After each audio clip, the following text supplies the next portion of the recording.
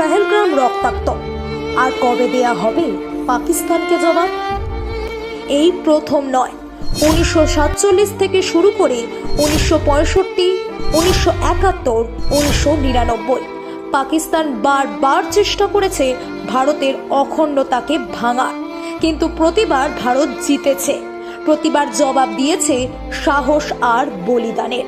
1971 সালে আমরা শুধু যুদ্ধ জিতিনি, একটি নতুন দেশ সৃষ্টি করেছি, বাংলাদেশ। 1999 কার্গিলের যুদ্ধে প্রমাণ করেছি ভারত মাথা নোয়ায় না। আর পুলওয়ামার পর সার্জিক্যাল স্ট্রাইক ছিল ভারতের ইচ্ছা শক্তির প্রত্যক্ষ জবাব। কিন্তু এখন পেহেলগ্রামের জবাব কি? এই হামলা শুধু মানুষের উপর নয়, গোটা জাতির উপর।